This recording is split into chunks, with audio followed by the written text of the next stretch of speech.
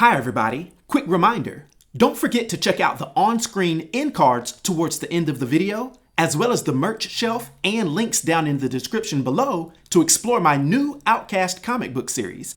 And I just have to say that I genuinely appreciate all of the support that's been shown for this new adventure.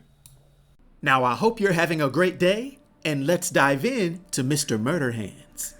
Now, the Immortal Mr. Murderhands, also known as Logan of Earth-65, is an alternative universe variant of Wolverine, debuting in Spider-Gwen Volume 2, issue number 19, that was released in 2017. Operating in the neon noir reality of Spider-Gwen, this version departs drastically from the traditional Canadian mutant James Howlett, reimagining Logan as a centuries-old cursed Japanese samurai turned S.H.I.E.L.D. Black Ops bounty hunter.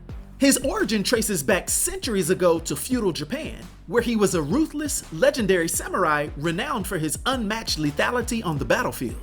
Being mortally wounded after a bloodbath, he was discovered by a mysterious witch, and rather than granting his wish to die, the witch punished his bloodlust with a mystical curse. She forced a vile elixir down his throat, sentencing him to live on Earth for one additional day for every human life he had ever taken, and every life he would ever take in the future.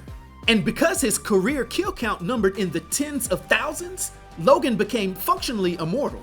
This origin also serves as an intentional homage to the manga named Blade of the Immortal and its protagonist, Manji. From here, we see Logan wander the Earth for centuries before settling in Cold Lake, Alberta in the late 19th century. His solitude ended when he was tracked down by Stryker and coerced into the Weapon X program. The scientist erased his memories and used the intangibility powers of a young Kitty Pryde to phase an indestructible adamantium skeleton and retractable claws directly into his body. However, Logan eventually escaped the facility as a traumatized amnesiac.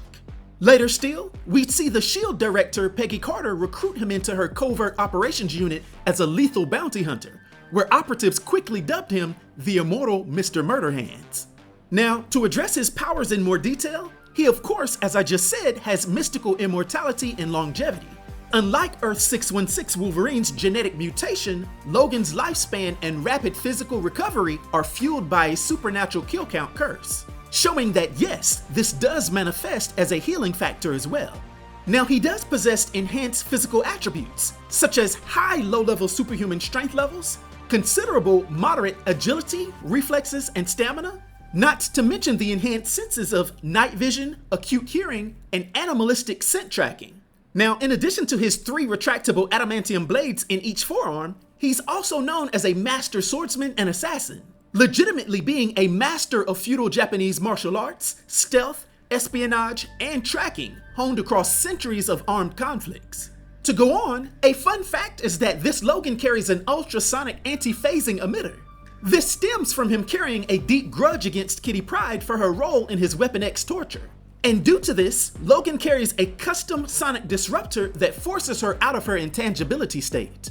And one final point, to be very specific, he did have a brief period of symbiotic augmentation, because when he was briefly bonded to the Earth-65's Venom symbiote, his physical mass increased, his claws elongated into serrated black blades, and he gained spider-like agility alongside tendril generation. Now, as we see him in the Predator's story arc, Peggy deployed Mr. Murderhands to Madripoor to capture rogue scientist Harry Osborn. We'd see Logan corner Osborn alongside Gwen Stacy, aka Spider-Woman, who dubbed him Wolverine after noting his resemblance to Laura Kinney of Earth-616. And it's at this point that we'd see a chaotic 3-way battle ensue when the Hand, commanded by Matt Murdock, aka the Kingpin, attacked with a barrage of arrows.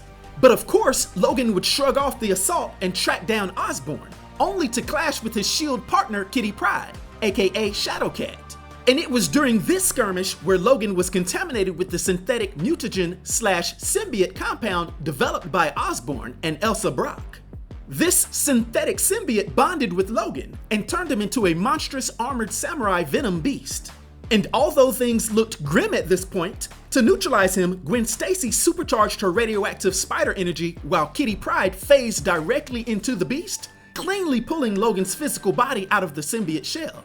With Logan restored to humanity, but yet weak, he and Kitty retreated from the field, leaving the displaced symbiote to latch on to Gwen Stacy and trigger her transformation into the Gwenom. Now, for his powers and abilities and his influence on the Marvel Universe, for my 1 to 10 rating, I'll give the Mr. Murderhands version of Wolverine a rating of 5, which is an enigmatic rating. I hope everyone enjoyed this video. I'll talk to you next time. Be sure to like and subscribe to The New Sage.